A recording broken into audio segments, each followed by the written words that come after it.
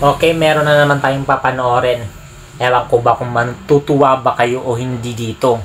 Kaya naman, panoorin na natin.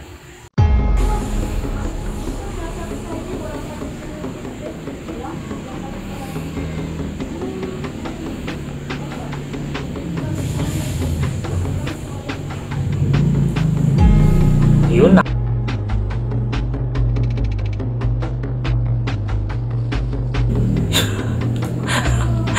Yung reaction talaga. Kadiri.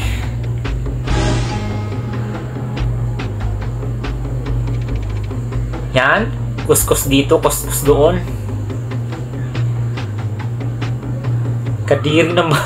Reaction nila. Yak. Kaya naman pala maraming nagagalit sa ganitong content nila.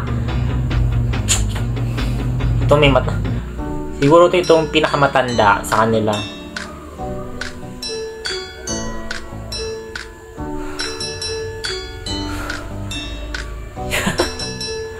Yak! Bleh.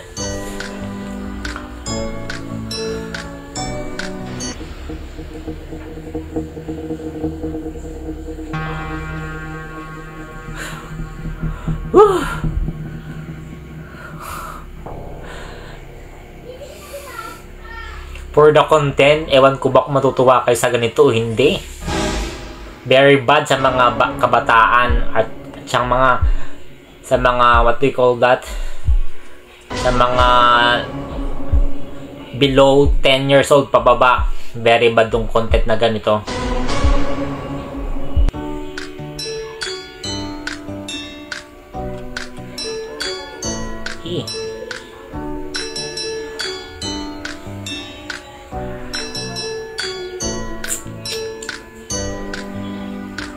Yung mga mata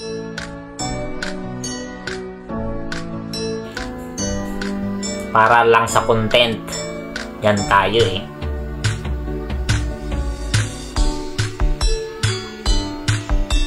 Kadiri.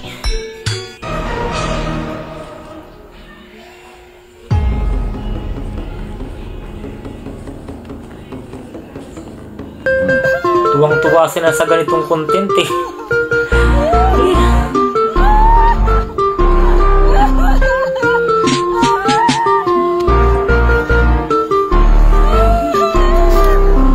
Kaya to.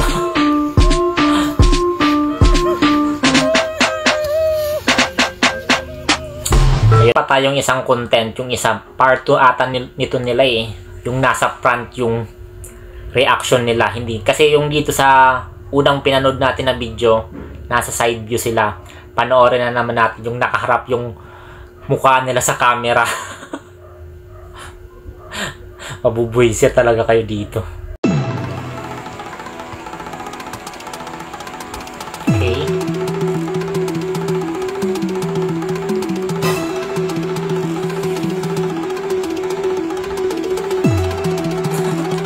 Yak! Ay nako, ano ba yung mga pinagagawa nito? Oo. Naduling pa. Ang bahaw siguro. Siguro pag ganito yung puno, kung pwede palang magreklamo yung ganitong puno. Ay nako.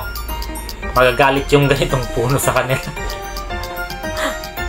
Yung reaction nila talaga eh. Inamoy pa. Ayan.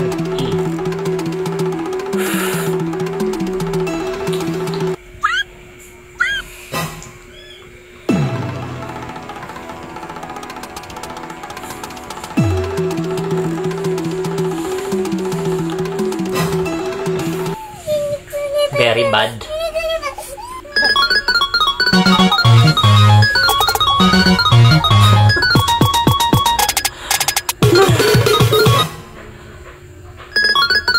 Sobrang malaswa. Yung ganitong content, very bad. At lalong-lalo na matanda na kayo, dapat alam nyo na yung tama at saka sa mali. Pero kasi pinagkakatuwa nila, akala nila maganda yung ganitong content. So, ayun. Para sa mga below 10 years old yung pababa, sa mga minors pa, iba yung magiging isip nila sa pagganito, no? Ewan ko, bahala kayo dyan.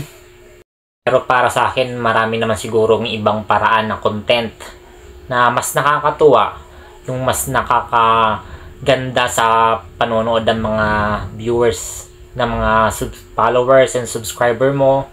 Yung tumanda sila pero hindi nila alam gawin kung ano yung tama.